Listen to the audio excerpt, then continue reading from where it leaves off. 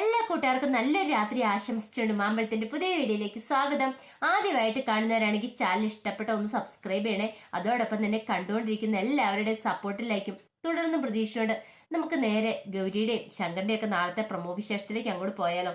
നാളത്തെ പ്രമോ വിശേഷത്തിൽ കാണിച്ചിരിക്കുന്നു പറഞ്ഞിട്ടുണ്ടെങ്കിൽ ഗൗരിയെ വെല്ലുവിളിക്കുകയാണ് രാധാമണി തങ്കച്ചി. ഒരു കാരണവശാലും നിന്നെ ഈ ചാരങ്ങാട്ട് കുടുംബത്തിൽ ഞാൻ വാഴിക്കില്ലടി എന്ന് പറഞ്ഞുകൊണ്ട് അതിന്റെ വിശേഷങ്ങളും പിന്നീട് താമസിച്ചു വന്നു കഴിഞ്ഞപ്പോഴത്തേനും ആദർശ് വേണിയെ കയ്യിലെടുക്കാനായിട്ട് ശ്രമിക്കുന്നുണ്ട്.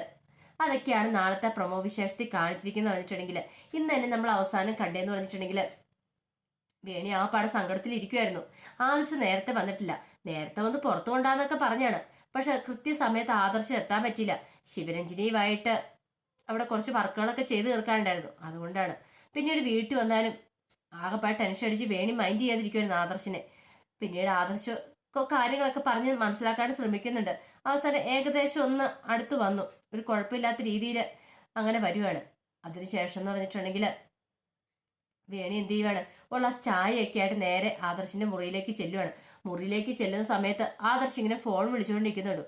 വേണിക്ക് സംശയമായി, ഇത് ആരെയാ ഇത്ര കാര്യമായിട്ട് വിളിച്ചുകൊണ്ടിരിക്കണേ. അങ്ങനെ വേണി അങ്ങോട്ട് അകത്തേക്ക് പോകാൻ വെച്ച കാല് പുറത്തേക്ക് എടുക്കുവാണ്. ചായ കൈ പിടിച്ചോണ്ടിരിക്കുവാണ്. അപ്പൊ വേണി ഇങ്ങനെ ശ്രദ്ധിച്ച് കേൾക്കുക. അപ്പൊ ആദർശ് ഭയങ്കര കാര്യത്തോടെ ഇങ്ങനെ ശിവരഞ്ജനിയുടെ പേര് വിളിച്ച് രഞ്ജു രഞ്ജു എന്നൊക്കെ പറഞ്ഞ് സംസാരിച്ചുകൊണ്ടിരിക്കുന്നത്. ഏതോ ഒരു പെണ്ണാ ഫോൺ സംസാരിച്ചുകൊണ്ടിരിക്കണേ. ഓഹോ, അപ്പൊ ഇതാണ് ഇന്ന് ഇങ്ങനെ നേരത്തെ വരാത്തതിന് കാരണം. അവളോടൊപ്പം ഇരുന്ന് ജോലി ചെയ്തുകൊണ്ടിരിക്കുവായിരുന്നു.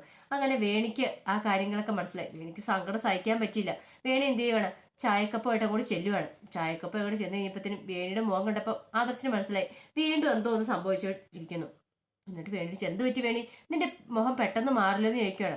പക്ഷെ വേണി അതിനൊന്നും മറുപടി പറഞ്ഞില്ല. ആ ചായ അവിടെ വെച്ചിട്ട് ഇങ്ങോട്ട് തിരിച്ചു പോരുവരെ. ഇതെന്ത് പറ്റി വേണിക്ക്, എന്തോ ഒന്ന് സംഭവിച്ചിട്ടുണ്ടല്ലോ എന്ന് പറയാണ്. പിന്നീട് ഫുഡ് കഴിക്കാനായിട്ട് ഇരിക്കുകയാണ്. ഫുഡ് കഴിക്കാതിരിക്കുന്ന സമയത്ത് വേണി ആരോടൊന്നും മിണ്ടുന്നില്ല.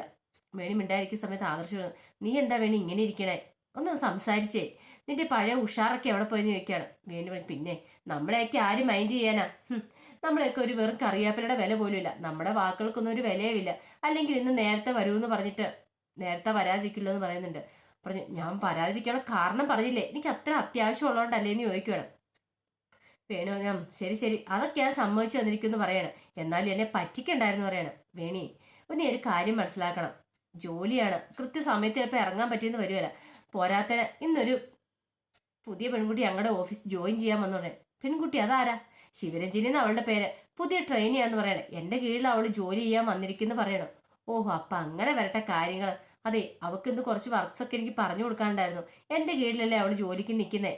കീഴിലെന്ന് പറഞ്ഞിട്ടുണ്ടെങ്കിൽ എന്റെ ട്രെയിനി ആയിട്ട് ഞാനാണല്ലോ അവൾക്ക് കാര്യങ്ങളൊക്കെ പറഞ്ഞു കൊടുക്കണ്ടേ. അപ്പൊ അതുകൊണ്ടായിരിക്കും നേരത്തെ ഇറങ്ങാൻ പറ്റാത്തതെന്ന് പറയാം. നേരത്തെ ഇറങ്ങാനായിട്ട് ഞാൻ ഇരുന്ന അപ്പൊ അവൾക്ക് കുറച്ച് ഡൗട്ട്സ് ഒക്കെ ഉണ്ടായിരുന്നു, അതൊക്കെ ക്ലിയർ ചെയ്ത് കൊടുക്കണമായിരുന്നു പറയാം. പിന്നീട് വേണി അങ്ങ് ഓരോന്നങ്ങ് ചോദിക്കാനേ, ആളെങ്ങനെയുണ്ട്, എങ്ങനെ സുന്ദരിയാണോ, എന്നെക്കാൾ സുന്ദരിയാണോ, അങ്ങനെയൊക്കെ ചോദിക്കണം. അവസാനം ആദർശം, വേണിയുടെ അത്ര ഒന്നും എത്തില്ല, ഒരു ആവറേജ് അത്ര മാത്രമുള്ളൂ പറയണേ. ഇതൊക്കെ കേട്ട് കഴിഞ്ഞപ്പോഴാണ് വേണിക്കൊരു സമാധാനം ആവുന്നത്.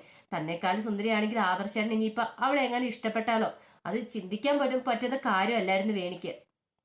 പിന്നീട് വേണി പറഞ്ഞു, കുഴപ്പമൊന്നുമില്ല, പക്ഷെ അധികം ഒന്നും അടുപ്പത്തിൽ പോകണ്ട കേട്ടോ, അവൾ അത്ര പക്കായെന്ന് എനിക്ക് തോന്നുന്നില്ല. ആദർശനം പറയുന്നത് കേട്ട് ആദർശം മനസ്സിലായി വേണിക്ക് ഒരു ചെറിയൊരു അസൂയൊക്കെ തോന്നി തുടങ്ങിയിട്ടുണ്ടെന്നുള്ള കാര്യം.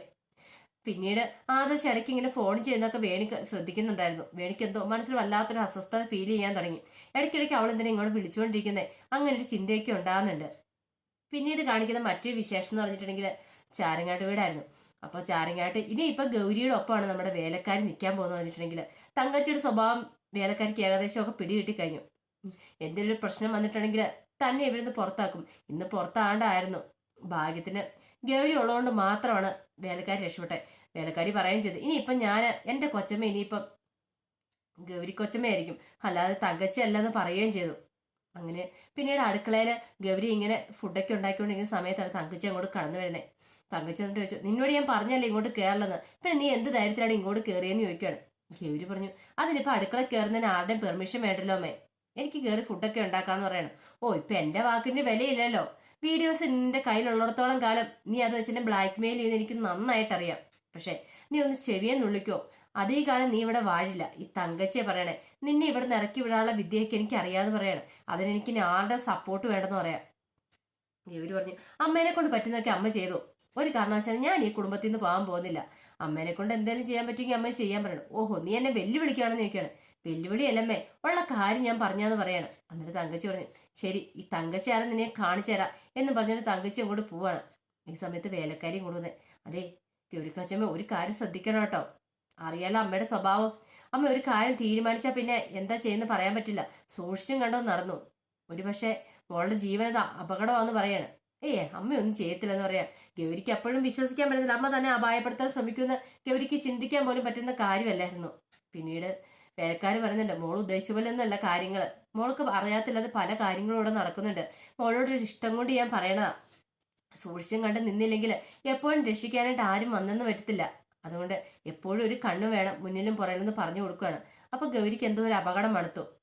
വേലക്കാരി ഇത്രമാത്രം കാര്യമായിട്ട് പറയണമെങ്കിൽ അവർക്ക് എന്തെങ്കിലുമൊക്കെ അറിയായിരിക്കും. അതുകൊണ്ടാണല്ലോ ഇവരിങ്ങനെയൊക്കെ പറയുന്നത്. പിന്നീട് തങ്കച്ചി പറയുന്നുണ്ടായിരുന്നു, എനിക്കറിയാം നീ ആരെ കണ്ടാ തുള്ളുന്നതെന്ന്. വേലക്കാരി ഗൗരിയോടൊപ്പം ആണെന്നൊരു ചിന്ത തങ്കച്ചിക്ക് ഉണ്ടായിട്ടുണ്ട്. അതുകൊണ്ടാണ് മഹാദേവന്റെ ഫോൺ എടുത്ത് വെള്ളത്തിലിട്ടത്. തനിക്കിട്ട് മനഃപൂർവ്വം ഗൗരിയോടൊപ്പം ചേർന്ന് പണി തന്നാണ്. അതുകൊണ്ടാണല്ലോ വേലക്കാരനെ പറഞ്ഞു വിടാനായിട്ട് ശ്രമിച്ചത്.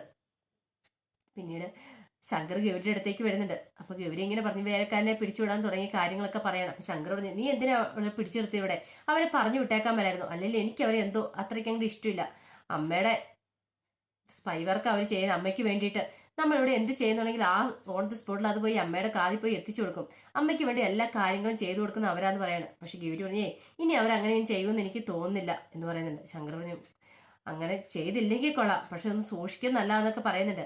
അപ്പൊ അതിന്റെ വിശേഷങ്ങളൊക്കെയാണ് നാളെ നമ്മൾ കാണാൻ പോകുമെന്ന് പറഞ്ഞിട്ടുണ്ടെങ്കിൽ ആ വിശേഷമൊക്കെ നമുക്ക് എല്ലാവർക്കും കാത്തിരിക്കാട്ടോ. ഒരിക്കൽ കൂടി എല്ലാവർക്കും നല്ലൊരു രാത്രി ആശംസിച്ചു നിർത്തുന്നു. നന്ദി.